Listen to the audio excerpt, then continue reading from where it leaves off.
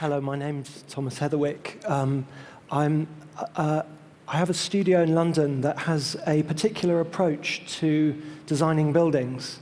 When I was growing up, I was exposed to making and craft and materials and invention on a small scale.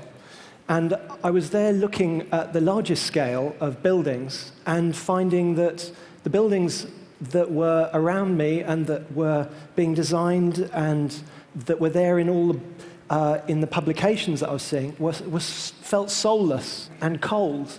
And there, on the smallest scale, the scale of an earring or a ceramic pot or a musical instrument, was a materiality and a soulfulness. And this influenced me. The first building I built was 20 years ago.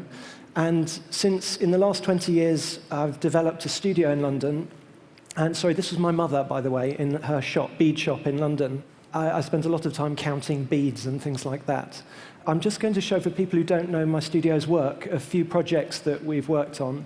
This is a hospital building. This is a shop for a bag company. This is studios for artists. This is a sculpture made from 1 million yards of wire and 150,000 glass beads the size of a golf ball. And this is a window display. And this is a pair of cooling towers for an electricity substation next to St. Paul's Cathedral in London. And this is a temple in Japan for a Buddhist monk. And this is a cafe by the sea in Britain. And just very quickly, something we've been working on very recently is we were commissioned by the Mayor of London to design a new bus that gave the passenger their freedom again, because the original Routemaster bus that some of you may be familiar with, which had this open platform at the back. In fact, I think all our Routemasters are here in California now, actually, but they aren't in London. And so you're stuck on a bus, and if the bus is going to stop and it's 3 yards away from the bus stop, you're just a prisoner. But the Mayor of London wanted to reintroduce buses with this open platform. So we've been working with Transport for London, and that organisation hasn't actually been responsible as a client for a new bus for 50 years. And so we've been very lucky to have a chance to work. The brief is that the bus should use 40% less energy. So it's got hybrid drive. And we've been working to try to improve, working from everything from the fabric to the format and structure and aesthetics. I was going to show 4 main projects, and this is a project for a bridge. And so we were commissioned to design a bridge that would open. And opening seemed, I mean, everyone loves opening bridges, but it's quite a kind of basic thing. I mean, I think we all stand and watch, but the bridges that we saw that opened and closed, I don't know if this is, I'm slightly squeamish, but I once saw a photograph of a footballer who was diving for a ball, and as he was diving, someone had stamped on his knee, and it had broken like this. And then we looked at these kinds of bridges and just couldn't help feeling that there was a beautiful thing that had broken. And so this is in Paddington in London, and it's a very boring bridge, as you can see. It's just steel and timber, but instead of what it is, our focus was on the way it worked.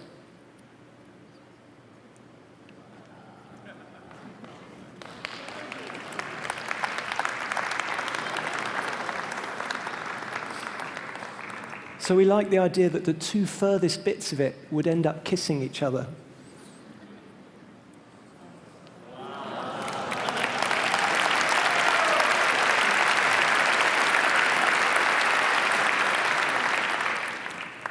We actually had to halve its speed because everyone was too scared when we first did it, so that's to speed it up. A project that we've been working on very recently is to design a new biomass power station. So a power station that uses organic waste material. In the news, the subject of where our future water is going to come from and where our future power is going to come from is in all the papers all the time. And we used to be quite proud of the way we generated power, but recently any annual report of a power company doesn't have a power station on it. It has a child running through a field or something like that. So when the consortium of engineers approached us and asked us to work with them on this power station, our condition was that we would work with them and that whatever we did, we were not going to just kind of decorate a normal power station. And instead we had to learn, we kind of forced them to teach us. And so we spent time traveling with them and learning about all the different elements and finding that there were plenty of inefficiencies that weren't being capitalized on, that just taking a field and bunging all these things out isn't necessarily the most efficient way that they could work. So we looked at how we could compose all those elements, instead of just litter, create one composition. And what we found was, I mean, this area is one of the poorest parts of Britain. It was voted the worst place in Britain to live. And there are 2,000 new homes being built next to this power station. So it felt this has a social dimension, it has a symbolic importance, and we should be proud of where our power is coming from, rather than something that we are necessarily ashamed of. So we were looking at how we could make a power station that, instead of keeping people out and having a big fence around the outside, could be a place that pulls you in. And it has to be 250 foot high. And so it felt that what we could try to do is make a power park and actually bring the whole area in. And using the spare soil that's there on the site, we could make a power station that was silent as well, because just that soil could make the acoustic difference. And we also found that we could make a more efficient structure and a cost-effective way of making a structure to do this. So the finished project is meant to be more than just a power station. It has a space where you could have a bar mitzvah at the top. It's a power park, so people can come and really experience this and also look out all around the area and use that height that we have to have for its function. In Shanghai, we were invited to build well, we weren't invited, what am I talking about? We won the competition, and it was painful to get there. So we won the competition to build the UK pavilion. And an expo is a totally bonkers thing. There's 250 pavilions. It was the world's biggest ever expo that had ever happened, so there are up to 1 million people there every day. And 250 countries all competing, and the British government saying you need to be in the top 5. And so that became the governmental goal, is how do you stand out in this chaos, which is an expo, of stimulus. So our sense was that we had to do one thing, and only one thing, instead of trying to have everything. So what we also felt was that whatever we did, we couldn't do a cheesy advert for Britain.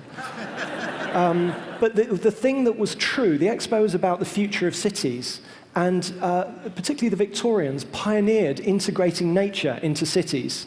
And the world's first public park of modern times was in Britain, and the world's first major botanical institution is in London. And they have this extraordinary project where they've been collecting 25% of all the world's plant species. So we suddenly realized that there was this thing, and everyone agrees that trees are beautiful, and I've never met anyone who says, I don't like trees, and the same with flowers. I've never met anyone who says, I don't like flowers. But that we realized that seeds, there's been this very serious project happening, but seeds, at these major botanical gardens, seeds aren't on show, and you have to go to a garden centre, and they're in little paper packets. But this phenomenal project's been happening. So we realized we had to make a project that would be seeds, some kind of seed cathedral. But how could we show these teeny-weeny things? And the film Jurassic Park actually really helped us, because the DNA of the dinosaur that was trapped in the amber gave us some kind of clue that these tiny things could be trapped and be made to seem precious, rather than looking like nuts. So the challenge was, how are we going to bring light and expose these things? We didn't want to make a separate building and have separate content. So we're trying to think, how could we make a whole thing emanate? Oh, by the way, we had half the budget of the other Western nations, so that was also in the mix, with a site the size of a football pitch. And so there was one particular toy that gave us a clue. Play-Doh mop-top hair shop. Well, then the mop-tops, the Play-Doh mop-tops, just turn the chair. Play-Doh hair. Then the mop-tops. Okay, you get the idea. So the idea was to take these 66,000 seeds that they agreed to give us, and to take each seed and trap it in this precious optical hair, and grow that through this box, very simple box element, and make a building that could move in the wind. So the whole thing gently can move when the wind blows. And inside, the daylight, each one is an optic, and it brings light into the center. And by night, artificial light in each one emanates and comes out to the outside. And to make the project affordable, we focused our energy, instead of building a big building as big as the football pitch, we focused it on this one element. And the government agreed to do that and not do anything else, and focus our energy on that. So the rest of the site was a public space. And with that, 1 million people there a day, it just felt like offering some public space. And we worked with an AstroTurf manufacturer to develop a mini-me version of the seed cathedral, so that even if you're partially sighted, that it was kind of crunchy and soft, that piece of landscape that you see there. And then, you know, when you go, when a pet has an operation and they shave a bit of the skin and get rid of the fur, in order to get you to go into the seed cathedral, in effect, we've shaved it, and inside, there's nothing. There's no famous actor's voice. There's no projections. There's no televisions. There's no color changing. There's just silence and a cool temperature.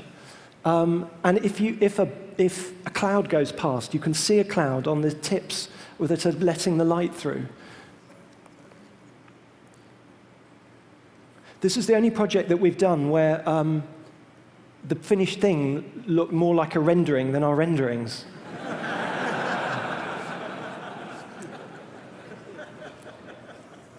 A key thing was how people would interact. I mean, in a way, it was the most serious thing you could possibly do at the expo.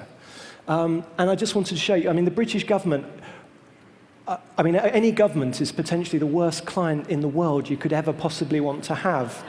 And there was a lot of terror, but there was a kind of underlying support. And and so there was a moment when suddenly, and actually the next thing, this is the head of UK Trade and Investment, who was our client, with the Chinese children using the landscape. 2, 3, go!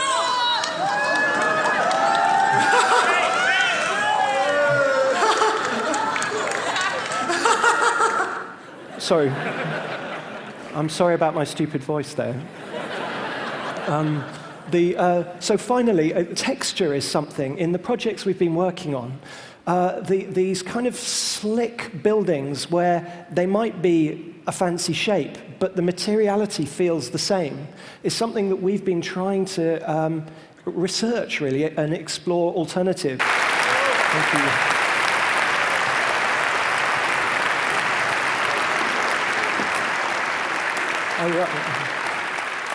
So thank you, Thomas. You're a delight. Since we have an extra minute here, thought perhaps you could tell us a little bit about these seeds, which maybe came from the shaved bit of the building. These are a few of the tests we did when we were building the structure. So there were 66,000 of these. This optic was 22 foot long, and so the daylight was just was caught on the outside of the box and was coming down to illuminate each seed. And I mean, waterproofing the building was a bit crazy, because normally it's quite hard to waterproof buildings anyway.